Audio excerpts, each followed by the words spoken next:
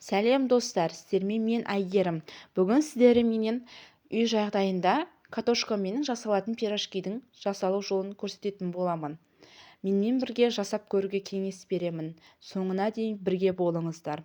Ол үшін картошкамызды майдалап турап, отқа қойып алатын боламыз. Содан кейін қамырына кірісетін боламыз. Қамырына сәл ыстықтау жылы суды құйып, үстінен бір жұмыртқамызды салып, сұйық майымызды құйып, тұзымызбенен ашытқымызды салып алатын боламыз.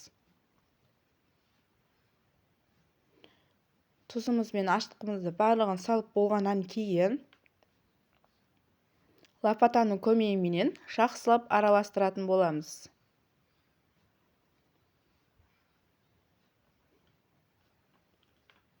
Алдын ала ұн елегіштен өткізіп дайындалып қойған ұнымызды алып, шайменен салып қамыр илейтін боламыз.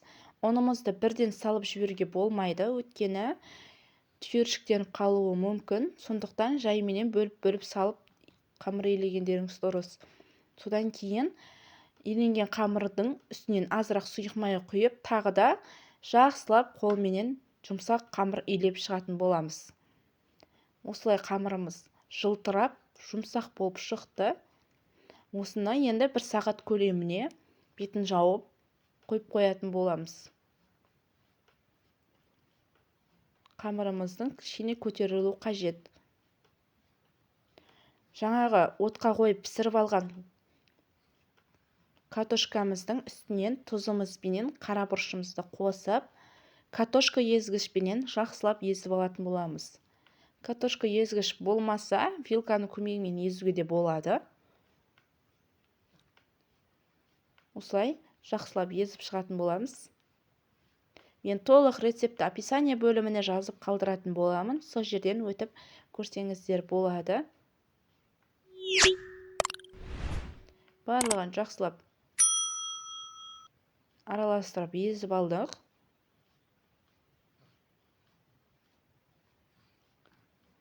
Енді жаңағы 1 сағатқа қойып қойған қамырымыз көтерілді. Қамырымызды алып, майда бөліктерге бөліп шығатын боламыз. Астына кішкене ұн сеуіп жібереміз.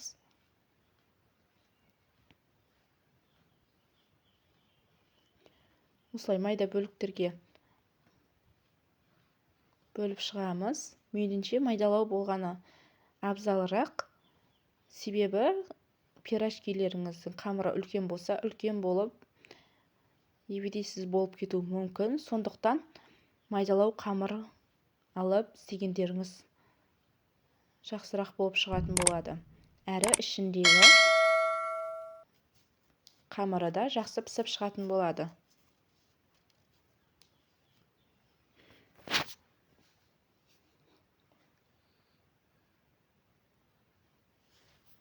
Осылай майда бөліктерге бөліп алдық. Алғаш қалған қамырым кішкене үлкендеу болып қалған.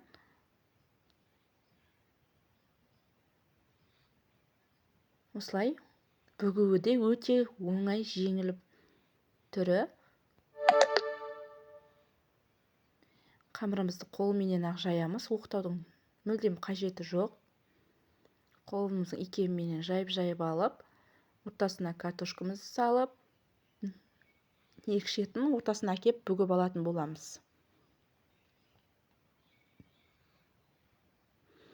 Барлығын солай жасап шығамыз.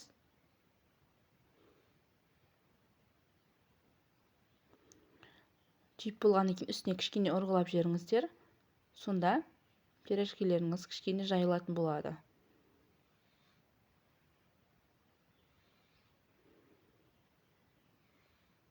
Достар, менің каналыма тіркелмеген болсаңыздар, тіркеліп, лайк басып, қоңырауша белгісін басып қойды ұмытпаңыздар. Осылай майды қыздырып, барлығын екі бетін қызартып пісіріп алатын боламыз. Менің каналымда қаншама адам тіркелмесі көретін екен, сондықтан тіркеліп қойды да ұмытпаңыздар. Барлығын майға осылай жақсылап қуырып алдым.